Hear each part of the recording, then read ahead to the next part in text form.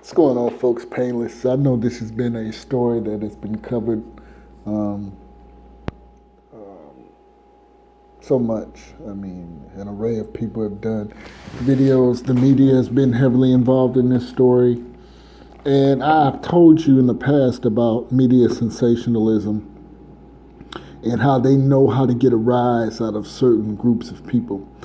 Certain groups of people come in all backgrounds, from all backgrounds, ethnicities, things of that nature, income levels.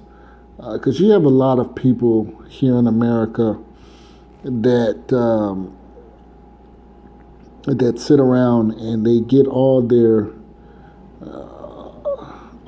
knowledge, all their insights of the world from media. And this is not only old people, a lot of young people. And, with social media, I've said social media is always giving people a platform to say things that they wouldn't otherwise say to someone's face.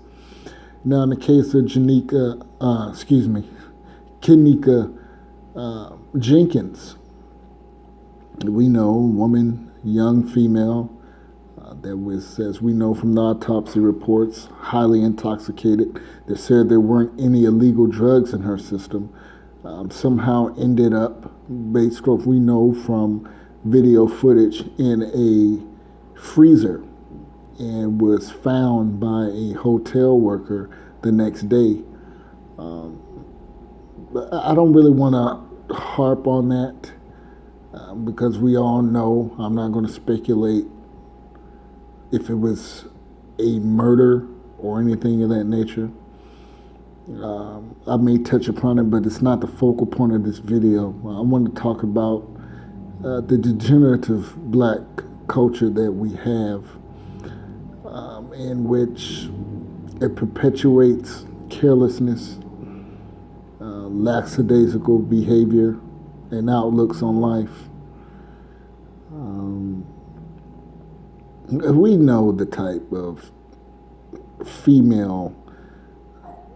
If we don't know about Kenneka Jenkins, I think it's safe to say, based off the living crowd that especially attended her funeral, that she was living a life of carelessness.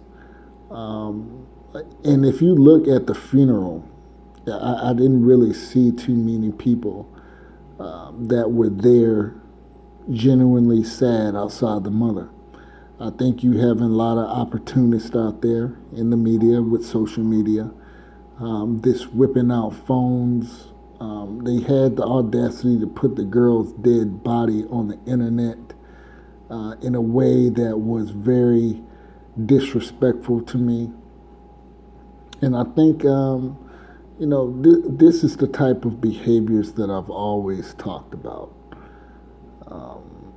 And once again, we as black folks, we love conspiracy theories. And I always say,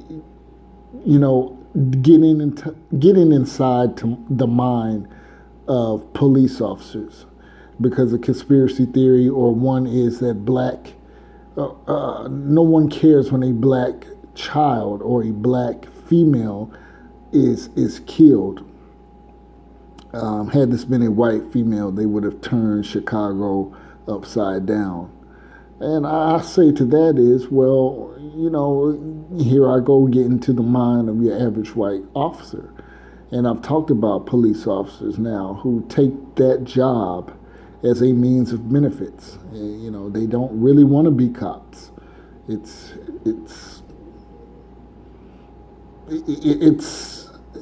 a job to them. When you have the multiple murders in Chicago, predominantly by black people, I think and I suspect that many white cops say, well, this is just another one.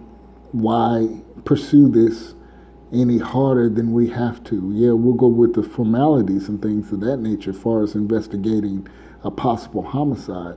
But there's no real oomph in really solving this case. And a lot of that, to me, looking through the eyes of your average white cop, since this is what black people who choose to think in this conspiratorial way,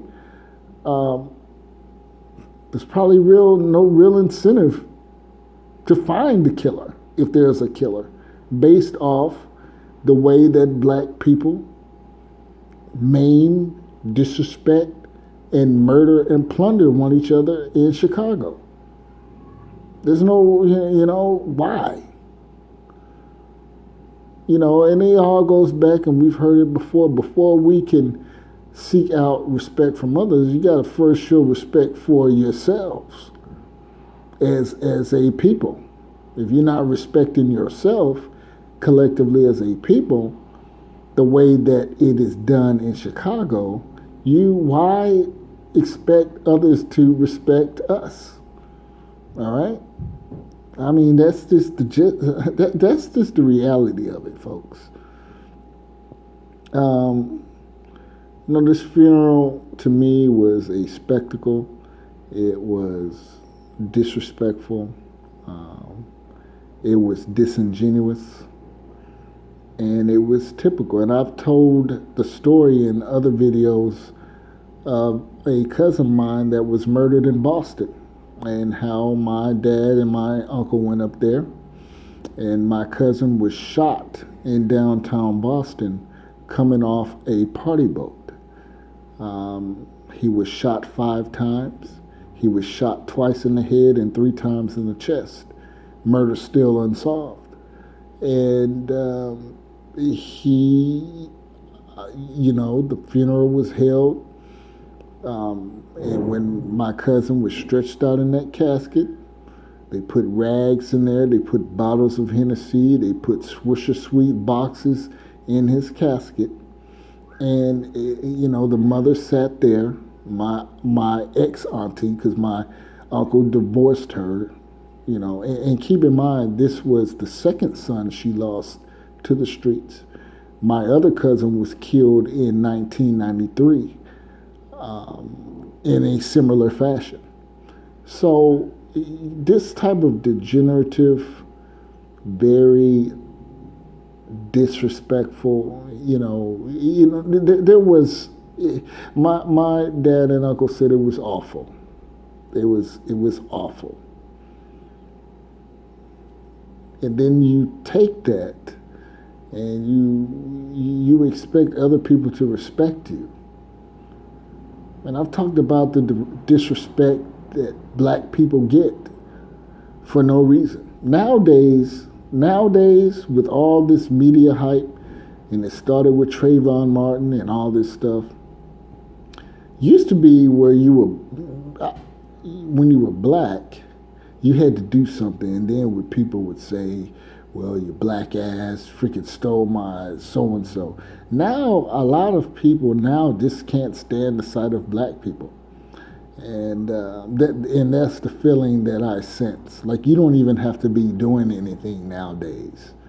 And you've already been sized up and categorized without doing anything. And this is black people in general. You used to really not, if you had some type of success as a black person, you used to can kind of get away with it. Now it doesn't matter if you make 6 figures a year and dress in a nice Armani suit. You're still treated as the average street thug on the corner trapping in terms of treatment and looks and things like that. And I'm saying, we got to get our stuff together, and I think Kenneka Jenkins, to me, was a fast, young girl, based on the type of people that attended this funeral, that met an early death that could have been avoided. But I've said that there are choices in life. And yeah, I remember doing things when I was young at that age. So I understand being young, but the aftermath, the funeral, and the mother, she could have taken full control of that and not allowed that. But I suspect the mother was of the same cloth.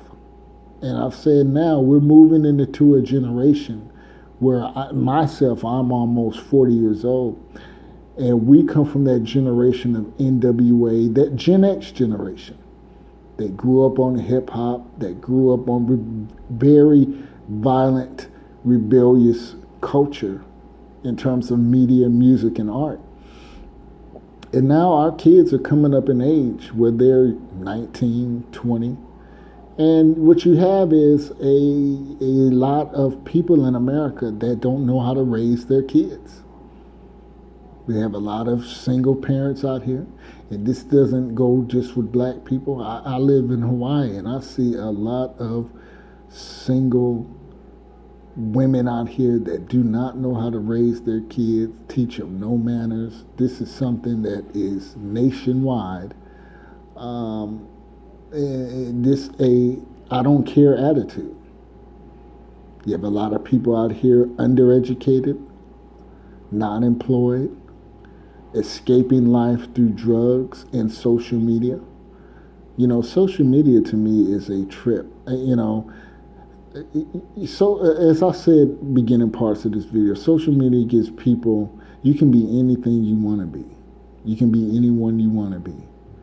But you have a lot of people hurting inside. And what they do, they try to act like they're not hurt. Hence the term, can't nothing faze me, or, if you don't like this, nothing hurts me. And when you have people that do that, I find the people on social media that say, don't nothing hurt me, and, can't nothing faze, those are the most miserable, those are the most depressed people on social media. They look for attention. They live vicariously through social media. And I can get on and talk about Instagram models who, and you got all this strange attention whorish behavior, not by just females, but by men too. Men who are thirsty, who are pussy hounds, who seek validation, but that's cause for another video. But I'm gonna end it right here. Painless out.